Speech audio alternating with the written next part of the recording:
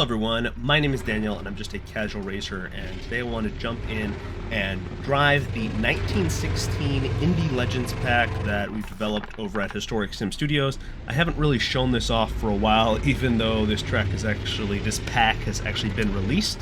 We're at Sheepshead Bay, and we got a full field of cars here. Maxwell's, we got Duesenberg's, and of course we're driving a Premier here. And so we're going to be racing against this field of cars around this crazy board track that was in the state of New York. This is one of the premier, if not the premier, board tracks in the United States.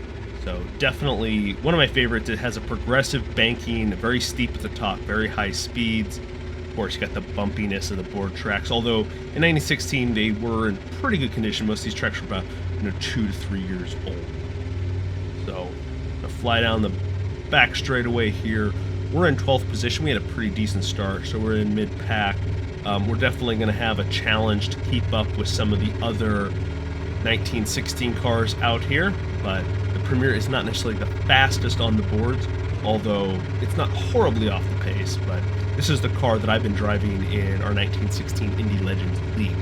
And so actually, if you're interested in that, you can join our Discord. You can sign up and become a Historic Sim Studios member. We race every Saturday for league racing, and every other Saturday right now is actually our 1916 Indy Legends Championship.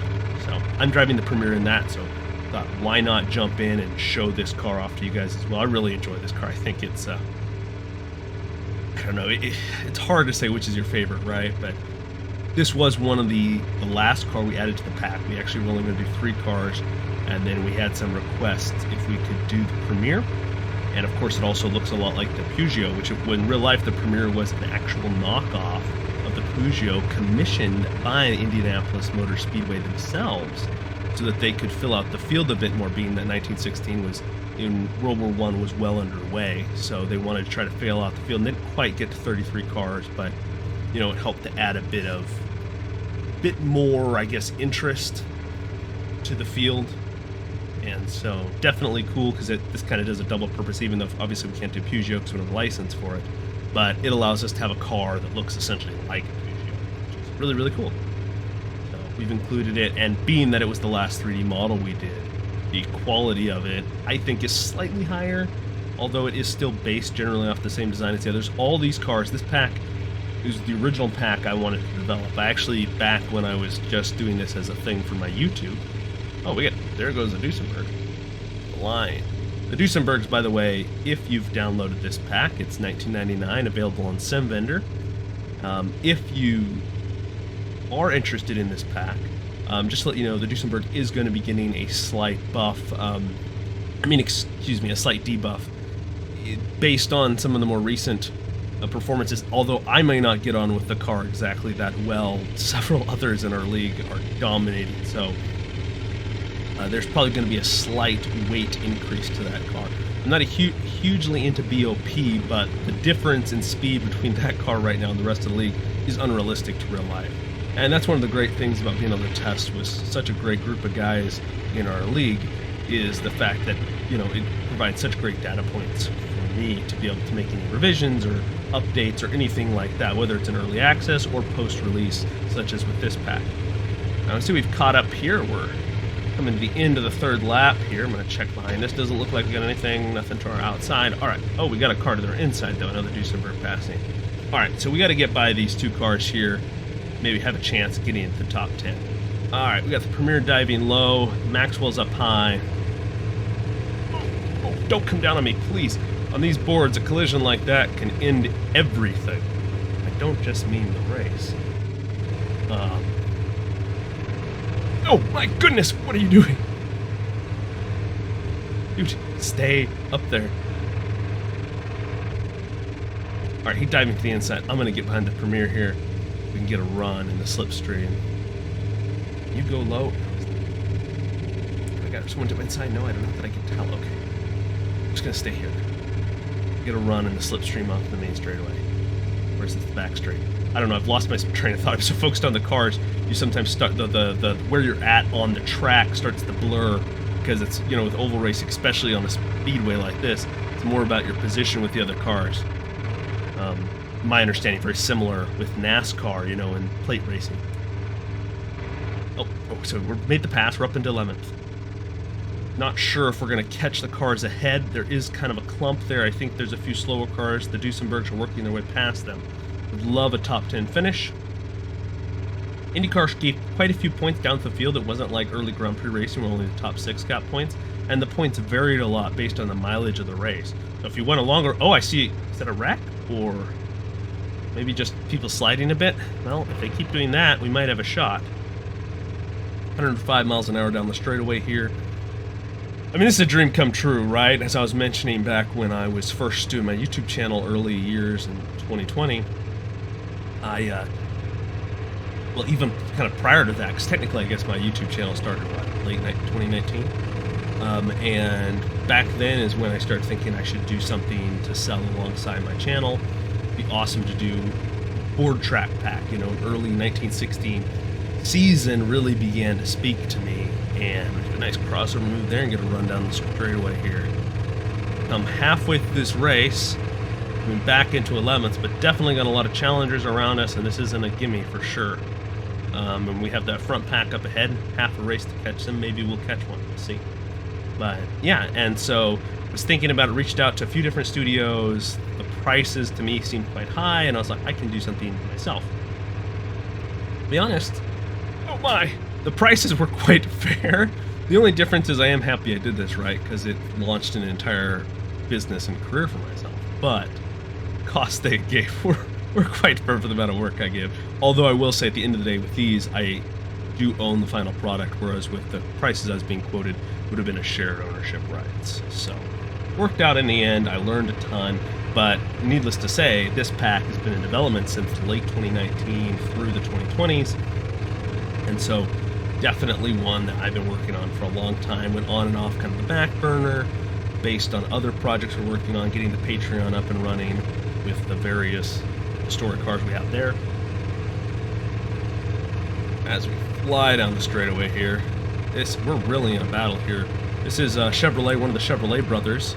It was one of the first things they did before really their, you know, Chevy car company took off. They were board track racers. They raced, both of them raced in the 1916 open wheel AAA season. It was the first AAA champion. Oh my goodness, we're going 3 wide here. We're on the high side. We should be able to carry a little more speed off the banking. From behind us. Flying down the straightaway here, 106 miles an hour. I know that doesn't seem like a lot, but when we're bouncing as much as maybe you can see the steering wheel in your hand, you feel it in the force feedback, you know, it feels fast, or at least it feels crazy and dangerous, and you're just kind of hanging on, trying to position yourself. And with the way the nature of oval racing is, even back in the day, you would be racing against other opponents at these crazy speeds, going 2 wide, perhaps even 3 wide on a rare occasion. Right, come on, guys.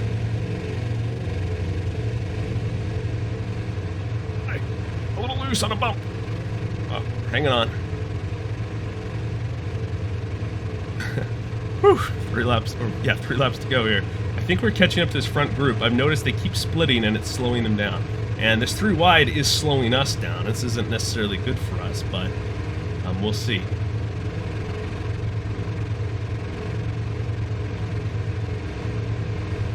Come on here.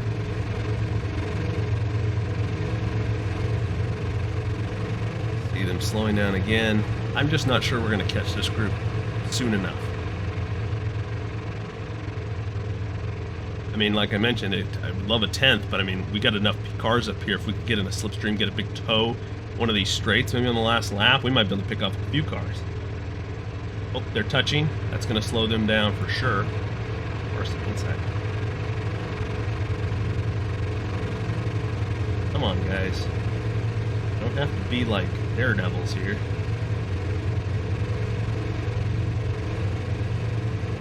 Alright, we got a slipstream here. 2 laps to go. Go high. Be room.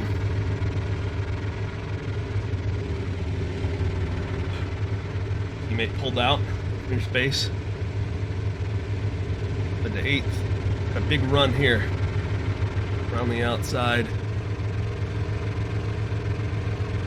Some of those cars appear to be lap cars. Maybe, no, maybe not. Maybe not. Took a while for it to register. I think there's a car inside of me. Yes, there is. Another Maxwell. All the Maxwells currently have accurate historical liveries. The other cars do need some liveries remade for them. They were made quite a while ago. The livery artists had quite a bit of artistic freedom, and we're trying to make sure now that the pack, we're filling it out, making sure it's going to be really accurate. We also have one more car to add. You know, there's a bunch of tracks, 4 cars once we add the Sunbeam. And the Sunbeam's an interesting case because it's actually kind of more of a road racer type. And there were 2 road courses ran, both in Santa Monica at the time. And the Sunbeam, you know, is a type of car. It did all right at Indianapolis, but it's not an oval car. And of course, it's not going to be terrible, but it's definitely going to be a challenge if you want to try to win a championship driving the Sunbeam. It's going to be challenging, although it definitely will be a lot of fun when you get to the road course races, because then you'll actually have a decent advantage. And that's kind of the way I want to fit it into the pack. I think it'll be real good. My goodness, guy. Coming around, this is the last lap here. We got cars behind us, we got cars ahead of us. Come on. Oh, he's going outside. Start to slide, and it's like everything can happen in slow motion, because it was like trying to pull that down for a second. I wasn't sure if I was going to be able to pull it down for the number 9 or if I was going to give him a touch. That could have been a disaster. Oh, my goodness, I got touched by somebody. I'm getting passed on either side. Come on. Come on, guys. Oh, no. Swamped in the final turn. Oh, totally swamped. Big run, come on.